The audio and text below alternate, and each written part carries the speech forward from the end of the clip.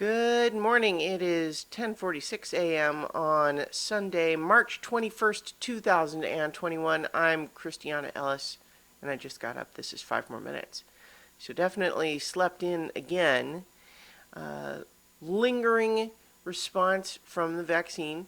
Arm, little achy. Still feeling a little bit fatigued, but not so much that I couldn't do anything I needed to, right? Like if I had to go to the grocery store, had to go to an appointment or something.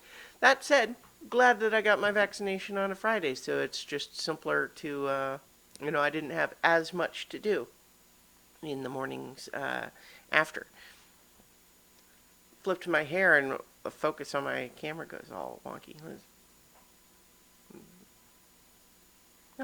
Anyway, uh, where was I? Oh, yeah, so following up on that, I didn't have any more feeling like flushed or feverish, but just a little bit run down. That's about it. Uh, had a really fun session of Dungeons and Dragons last night. We were playing Rime of the Frost Maiden Adventure, and the party is storming the Duragar fortress in order to rescue someone. And gosh, everyone's having a great time with that. That it's a fun adventure, and it's actually got me thinking even more about how there's really something to the idea of like a dungeon crawl where you're really progressing room to room through a large structure where you don't know what you're going to find in each room, but there's lots of enemies, and but those enemies are not necessarily so tough that you're going to have a hard time with each room as much as it's just there's lots of them. But everyone seems to be having a really great time with that, and it makes me think how my homebrew campaign can maybe use even more of that, because my So Many Levels campaign 2 that we run on Tuesdays, we did have a big dungeon equivalent as they were making their way through an old spooky mansion, and everyone seemed to have a good time with that also. So maybe it's just further information for me that what the campaign one turned into for quite a while. And again, this is a model that you see quite a bit in lots of other streamed games, is it tends to be more set piece focused.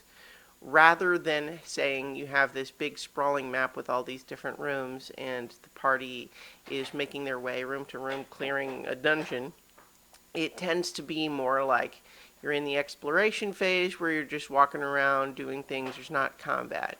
And then something will happen and you have a notable location with a significant fight, and that might be the only fight that the party does that day. And then you go back to exploration phase or, conversation phase. And that's fine. There's nothing wrong with that. But I guess I'm just seeing some of the value in the dungeon clearing phase. It's fun.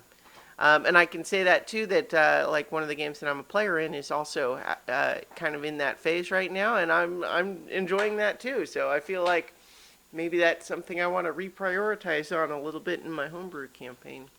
I'd been thinking some of that to that effect already, but just thinking more about it.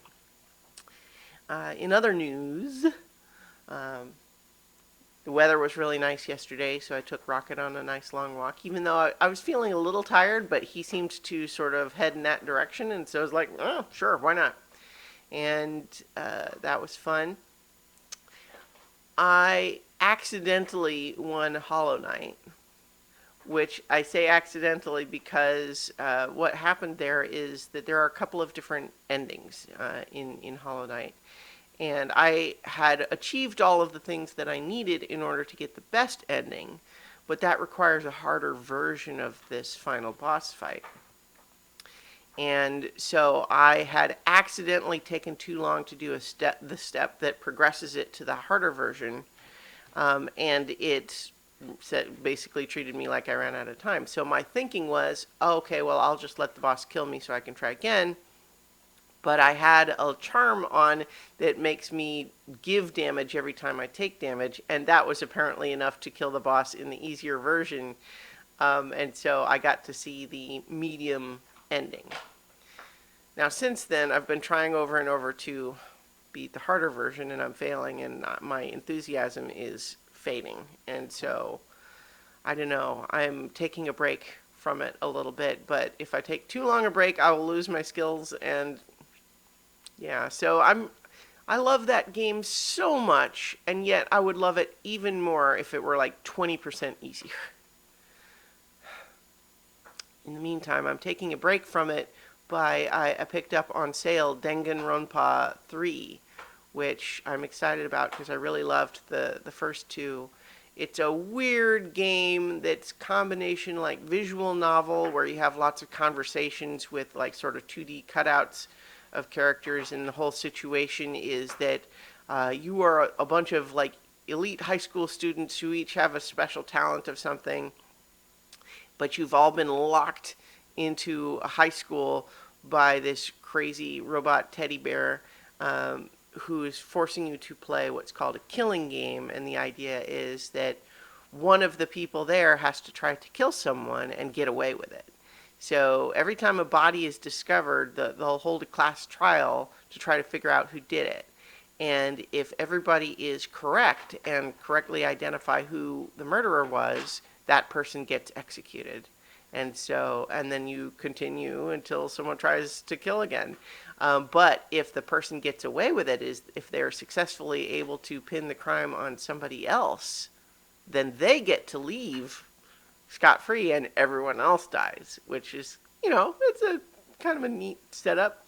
And so they basically have like mystery solving / visual novel / all sorts of mini games during the trials. It's pretty fun. I like it. I'm only a little ways into 3 so far, but I really liked 1 and 2 a lot, and this seems to be continuing the basic concept.